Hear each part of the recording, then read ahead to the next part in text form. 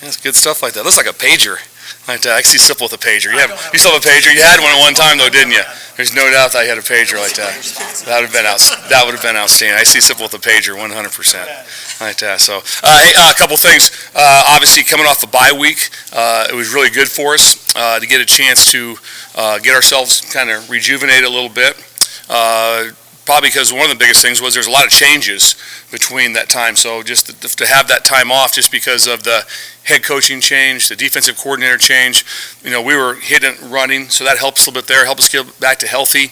And then also got a lot of good pre-work on Illinois. And so we were able to get work last week. Our kids are outstanding at how well they focus in. So we didn't waste any time when we were on the field. We had a couple days we were on the field and obviously had a great practice again on Sunday. So we didn't waste any reps or any time in that spot. So that's been really good. So the bye week was good for us to get back to healthy, get our kids, like I said, that bounce back, get a chance to focus on a couple schoolwork things. That was really good for us. And then, transferring over to this week, it's been another great week for us. And we have great kids that are locked in.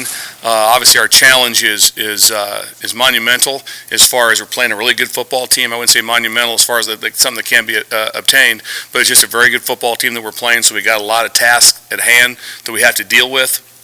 And they're doing a great job with it.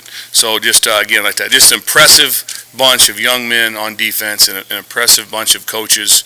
And I also think the thing that stands out the most with how the defense has been personality-wise and how they have been their coachability to be able to take coaching is just a huge reflection of the head coach and how he has changed the culture since the time he took over, and the positive vibe and the demands that he's making of them every day and everything. And the kids want to have discipline, and he's given it to them with a lot of energy, and it's been well received throughout the entire team. So that part's good. So anyway, got obviously a big game against Illinois. I know those guys pretty well. I know Coach Bielema very well. One of my best friends is their corners coach, so obviously we don't talk during any of this time right now. We don't talk during the season, but know a lot of their guys on staff and familiar with how they want to handle their system and their team. So a lot of challenges ahead for us right there, but that's just part of college football. So college football is hard. Everything has to be worked like that, and you don't want to play games that aren't like this. So we're excited to go play. Fire away. How do you feel about the guys taking reps for Nick the rest of the season, and just a challenge ahead for guys like Clark? God, that's a kick in the gut losing him. I mean, he's a great player. He's a better person. He's a better leader. Nick Heinrich's he's a game changer for us just to have around. You just want him at that. The room changes when he walks in. And the amazing thing is the room still changes when he walks in.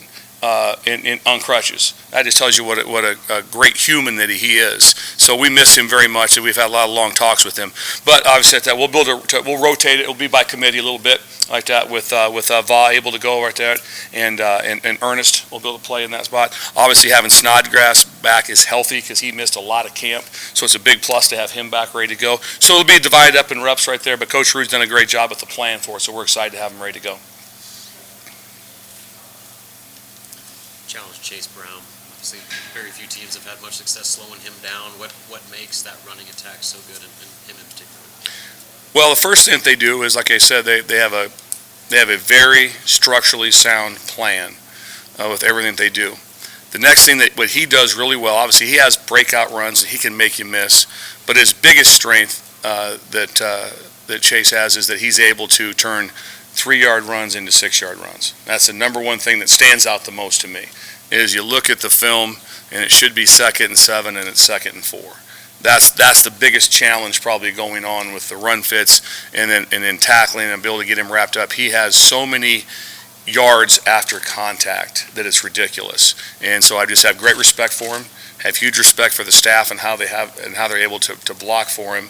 They've done a great job up front. There are multiple tight ends and so like that. So it's an old school Big Ten team built from the line of scrimmage, and he's very, very good at obviously carrying the ball, and just pretty remarkable in durability. The number of carries that he has, I think the last game Minnesota was at 41, some of that. So that's a lot of carries in anybody's game right there. So his durability is pretty impressive, and I haven't even seen him even like limp off the field or anything at any time. It seems like he's fresh. So again, it'll be a big boy fight.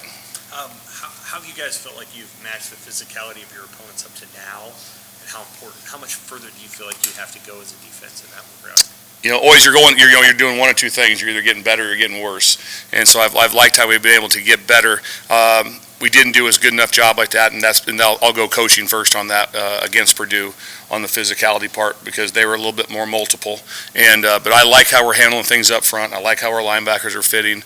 Obviously, we did a very good job in the first couple of games when I was in charge of the defense, and we had that changeover.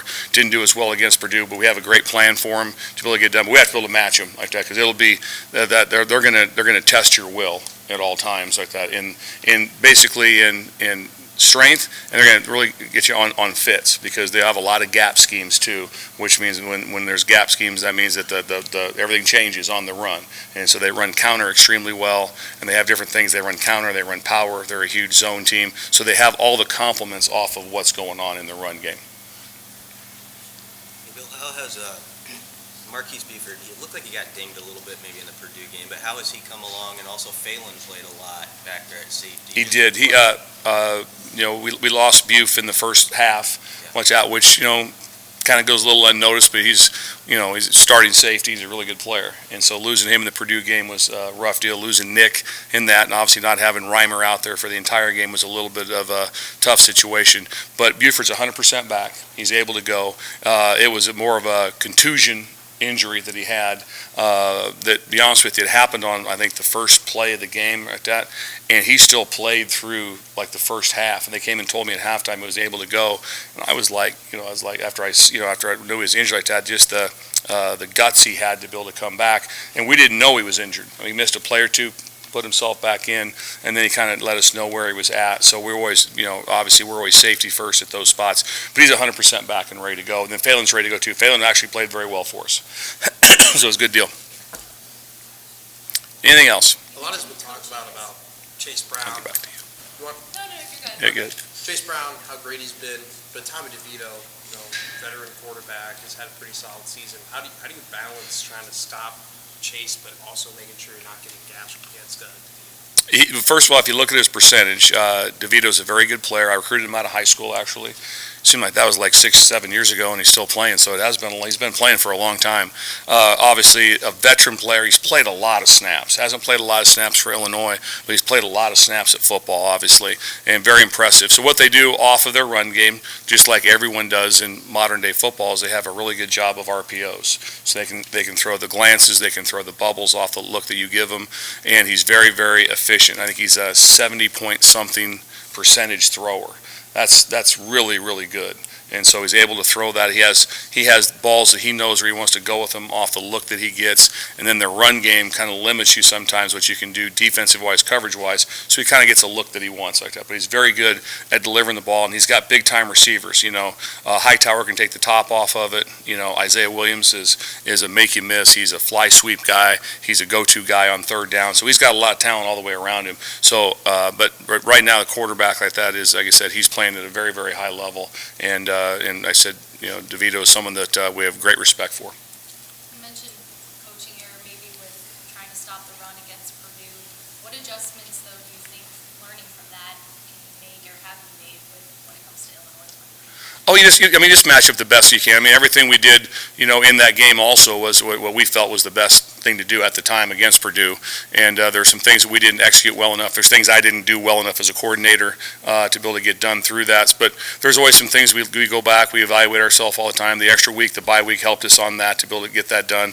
Having some bodies back helps us. Obviously, we lost Nick, but having Reimer back will help us. Having Buford back, a lot of players in the game to be back for us right there. So that's a plus for us. And so we evaluate ourselves all the time. We watch what we have to be able to get done, how we practice it, and then always just make the main thing the main thing. And so we've done a good job of that in the past right there, which we know what the main thing is against them, and that's where we have to be successful. No one's going to, I love the term, stop the run like that. They're not going to come in here and rush for 4 yards like that. You got to be able to control the run. You got to be able to control it on certain situations. You have to be able to make sure you don't have big plays and breakouts, and then we have our opportunities to be able to make the tackles. We got to be able to keep it to the minimum, besides like what I said earlier, where all of a sudden a 3 or 4 yard fit turns into a 7 yard gain, which we have to defend very hard in this game. Is Illinois tough to prepare for in terms of complexity, or is it pretty standard? What? Their complexity comes from their tight ends, because they put the tight ends everywhere. They build from outside in, which when they line up out of the core, motion them back in, or they line up with 12, which is 2 tight ends with multiple formations. And sometimes they'll get into 13. Sometimes they'll do T's, which is an extra tackle in the game. So their multiplicity comes from making run gaps and run fits extremely hard. That's one of the things that they do very, very well. And then obviously they still have, trust me, the coordinator is really good. He's been with Coach Bielema before, did a great job at UTSA, and so he also has all the dynamics of the spread game, the throw game. Having you spread out, he just does. He plays to his ability very well. When you looked back at the Purdue film, though, what were some of those things that you feel like were missed opportunities when it came to limiting the run? Biggest thing if you look at us, we contested balls all game long. So we had, if you turn the film on for us right there, there's not guys running wide open. We contested balls, all that. Bill to make a few more of those plays on contested balls. Or 2 more? Bill, to follow up on the question about physicality, Mickey opened his press conference yesterday talking about the importance of matching your opponents in their physical play. I mean, you've got the players that you've got and the depth issues that you've got. You can't change that. So how do you coach that? How do you go about changing that if something needs to be changed? Just expectations. The big thing with that, if your expectation is how you're going to be physical, how you're going to get lined up, how you're going to play up front, how you're going to fit, if your expectations, if that's your main thing, if you work on that phase of it the most, like that, you'll get what you emphasize. That's always true, like that. So there's always, everybody has some sort of limitations no matter what team it is in college football. Someone's going to, no matter where you go, someone's going to say, well, we have some limitations here. We have some limitations here. Everyone has some of those like that. So everyone has those, but right now, just make the main thing, which is we emphasize with what we're going to do and how it's going to fit and how it's going to go down. So everyone knows crystal clear what's going on, and that's how you're able to play fast. The only way you play physical is really having the what you know down. So you know what you're doing like that. So you want to be able to have it like, it's not like, I wasn't sure on that. That can catch you right in the teeth pretty fast. So getting them that part, that'll help us. You mentioned the presence that Hemorrhage brings. Obviously not going to have that on the field this week. What does getting Reimer back do to mitigate that? It helps us a bunch like that. Obviously, would have loved to have had him in that Purdue game. Him, and if you had him and Nick for a full game, and that would, that I'm not saying I'd always like to have had them. They're really good players. So Reimer's also a leader.